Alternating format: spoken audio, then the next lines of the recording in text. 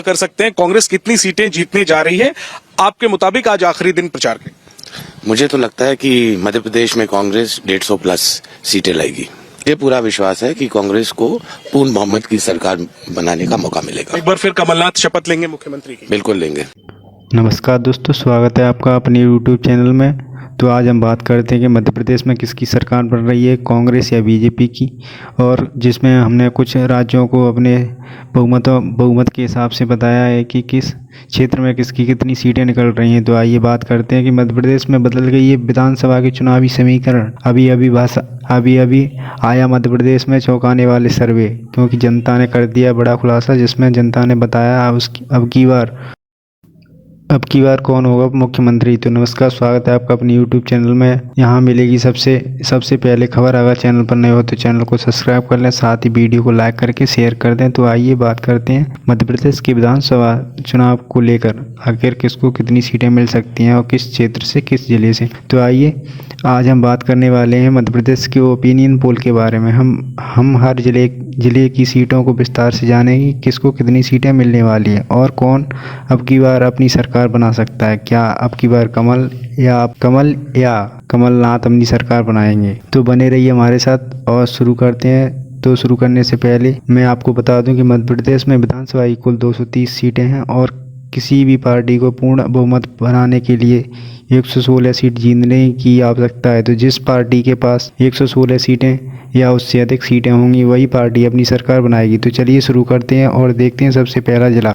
तो सबसे पहला जिला हरदा विधानसभा की कुल 2 सीटें हैं, जिसमें से दोनों सीटें कांग्रेस के खाते में जाती दिखाई दे रही हैं। इसके साथ ही भाजपा का यहाँ 2 सीटों से नुकसान होता दिखाई दे रहा है।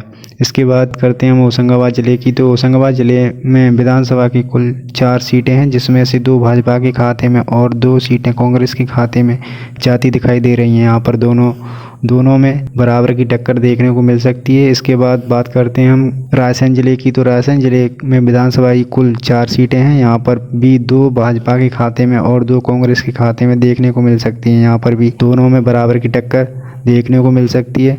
इसके बाद बात करते हैं विदिशा जिले की। तो विदिशा जिले में विधानसभा की कुल 5 सीटें हैं। इसमें से 3 सीटें भाजपा के खाते में और 2 सीटें कांग्रेस के खाते में देखने को मिल सकती हैं। यहाँ पर कांग्रेस को 1 सीट का नुकसान देखने को मिल सकता है। इसके बाद हम बात करते हैं सीहोर जिले की। तो सीहोर जिले में विधानसभा की कुल 4 सीटें हैं और जिसमें से चारों सीटें कांग्रेस के खाते में देखने को मिल सकती हैं। जी हाँ भाइयों, कांग्रेस के खाते में देखने को मिल सकती हैं। यहाँ पर बीजेपी का काफ़ी बड़ा नुकसान देखने को मिल सकता है।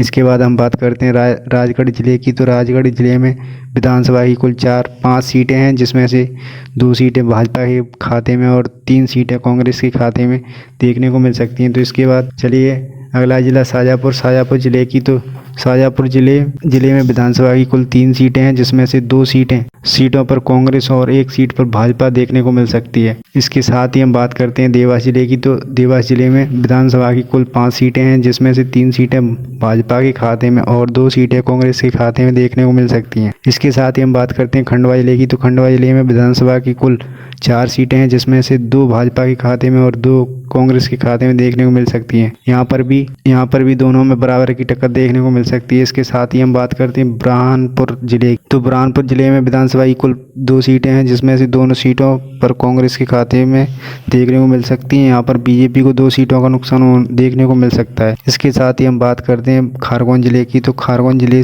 में विधानसभा की कुल 6 सीटें हैं, जिसमें से 4 सीटें भाजपा के खाते में, जबकि 2 सीटें कांग्रेस के खाते में देखने को मिल सकती हैं। यहाँ पर कांग्रेस को बड़ा नुकसान देखने को मिल सकता है। इसके साथ ही हम बात करते हैं बड़वानी जिले की। तो बड़वानी जिले में विधानसभा की कुल 4 सीटें हैं, जिसमें से 2 सीटें भाजपा के खाते में और 2 सीटें कांग्रेस के खाते में देखने को मिल सकती हैं।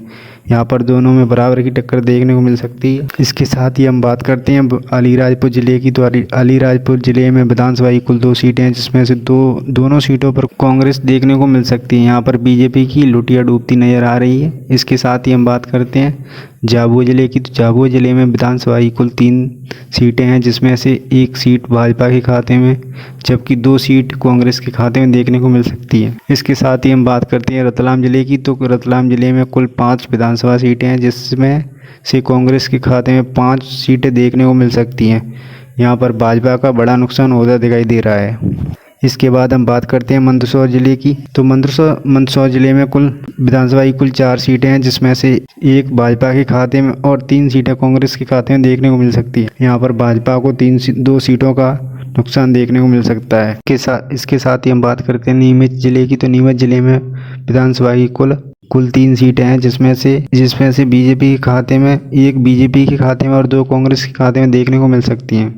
इसके साथ ही हम बात करते हैं अगर मालवा जिले की। तो अगर मालवा जिले में विधानसभा की 2 सीटें हैं, जिसमें से एक बीजेपी के खाते में और एक कांग्रेस के खाते में जाती नजर आ रही हैं। इसके बाद हम बात करते हैं अशोकनगर की। तो अशोकनगर में कुल 3 सीटें हैं विधानसभा की, जिसमें से 2 सीटें भाजपा के खाते में और 1 सीट कांग्रेस के खाते में देखने को मिल सकती है। इसके साथ ही हम बात करते हैं निवाड़ी जिले की। तो निवाड़ी जिले में विधानसभा की कुल 1 सीट है, जिसमें से बीजेपी के खाते में 1 सीट देखने को मिल सकती है। यहाँ पर कांग्रेस का बड़ा नुकसान होने को मिल सकता है। इस प्रकार आपने मध्य प्रदेश की 230 सीटों को विस्तार से सर्वे जाना है। यहाँ देखा गया है कि 230 सीटों में से भाजपा के खाते में 95, जबकि कांग्रेस के खाते में 135 सीटें जाती दिख रही हैं। पूर्ण बहुमत बनाने के लिए 116 सीटें जीतने की आवश्यकता होती है, जबकि भाजपा के खाते में सिर्फ 95, जबकि कांग्रेस के खाते में कुल 135 सीटें जाती दिख रही हैं। तो यहाँ कह सकते हैं कि सर्वे के अनुसार मध्य प्रदेश में अब की बार कांग्रेस अपनी सरकार बनाने जा रही है। तो आपको क्या लगता है कि मध्य प्रदेश में किसकी सरकार बनेगी? कमेंट करके जरूर बताएं। साथ ही कुछ जिलों की जानकारी हम इससे पहले वीडियो में दे चुके हैं, और ज़्यादा चुनावी दौर के बारे में जानने के लिए हमें सब्सक्राइब कर लें। और धन्यवाद।